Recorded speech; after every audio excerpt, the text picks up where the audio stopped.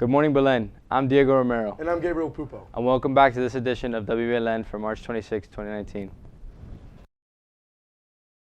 Held last week, and it was so close that it had to go to a runoff for both president and vice president. The candidates for president were Michael Fresco and Alberto Romero. For VP, the candidates were Gabriel Robau and Jean-Luc Beaubien. Yesterday, the runoff took place and the final results were tallied. Orlando Garcia announced on the loudspeaker that the new student council president of Belen was Alberto Romero, and the new VP was Gabriel Robau. Tomorrow, 42 juniors will be heading to their first junior encounter to grow in their connection to their classmates and to grow in their faith for God. They will be there with their grade counselor and other various teachers. The encounter will be led by seniors such as Waldo Toyas, who is more than excited to bring this wonderful experience to the incoming senior class. I'm excited to really experience junior encounter as a leader this time and really get one-on-one with the retreatants and be able to really see everything from a different perspective now. We move to Julian Ramos, who has the latest on President Trump's proclamation recognizing Israel as the rightful owner of the Golan Heights. Yesterday afternoon, President Trump signed a proclamation recognizing Israel as the rightful owner of the Golan Heights. He met with Prime Minister Benjamin Netanyahu to discuss the signing of the disputed territory. The Golan Heights is a disputed piece of land between Syria and Israel. Israel has occupied the territory since it was seized from Syria in 1967. The United States has always remained impartial in this dispute until the Trump administration took effect. Before the signing occurred, Trump stated, open quote, "This was a long time in the making, and it should have taken place many years ago," close quote.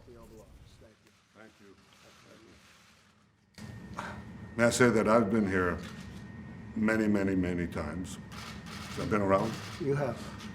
And I've met many friends of Israel in this office, but as I said in the other room just now, in a day of history, we have never had a greater friend than President Trump. And I think there's a unique bond between our countries, between our administrations, between the two of us. There has been no greater bond than that. It serves the interests of Israel in ways that I cannot begin to describe, because not everything that the President and I talk about can be shared with the public. Thank you, Julian. We move now to Nick Perez Abreu with the latest on Prince Charles' visit to Cuba. Maduro is not a Venezuelan patriot. He is a Cuban puppet. That's what he is. Cuba is the true imperialist power in Venezuela. Some call the country now Cuba's Venezuela. Cuba, the headline act in the Trump administration's troika of tranny. Alongside Maduro's Venezuela and Nicaragua, the detente with this communist island state initiated by President Obama well and truly over. In this tweet, the Cuban president Miguel Díaz-Canel denounced a speech by Trump as high-handed, cynical, immoral, threatening, offensive, interfering, hypocritical, warlike, and dirty. Our friends in the United States, the many Cubans in Florida and across the rest of the United States, will rightly be very perplexed at the sight of the British royal family making a visit, going on tour, looking around the place at a time when these despicable acts are taking place. The trip was planned before the Venezuelan president crisis drew the attention of the world, but a spokesman for the UK's Foreign and Commonwealth Office maintains that it's going ahead as part of the long-standing British policy of engaging and having frank dialogue with Cuba. Particularly sensitive is Cuban support for embattled Venezuelan President Nicolas Maduro. The U.S. doesn't recognize him as the legitimate leader of Venezuela, and neither does the UK.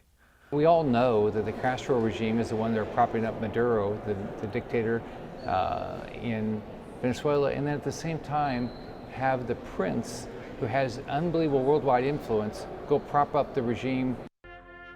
There are no plans for the Prince of Wales to meet members of the Castro family, but he is going to be hosted by the regime and dining with the president. That doesn't mean that we agree on everything. We don't. But it does mean that meaningful diplomacy can help us to talk more closely on issues both where we agree and where we differ. No comment so far from President Trump, but he's unlikely to warm to these images of a senior representative of a key U.S. ally enjoying the hospitality of what's regarded a political hostile state.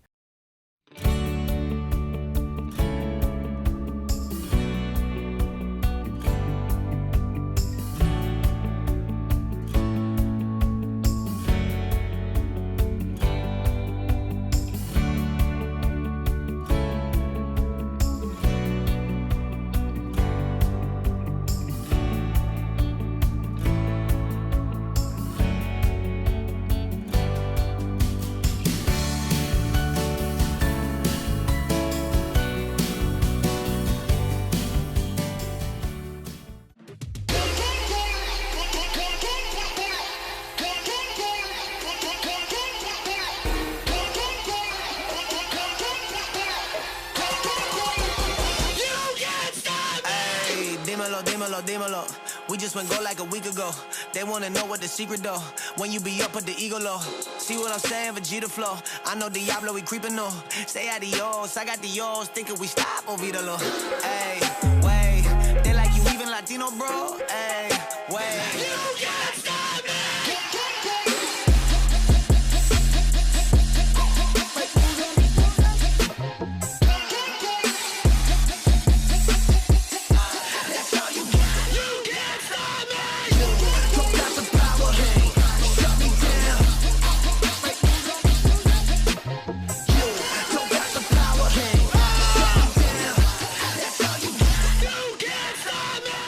Good morning, Belen. Sunny skies today with an 82 degrees.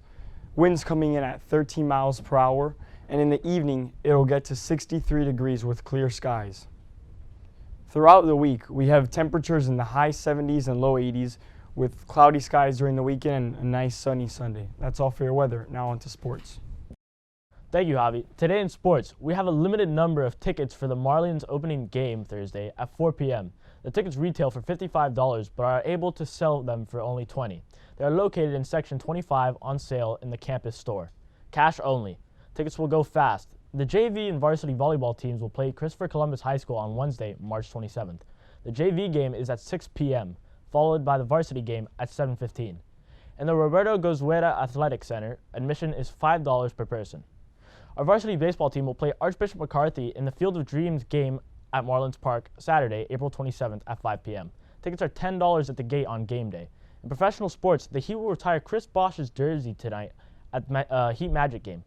The 11-time All-Star played for the Heat from 2010 to 2011 and won 2 championships alongside Dwayne Wade and LeBron James in the Big Three era.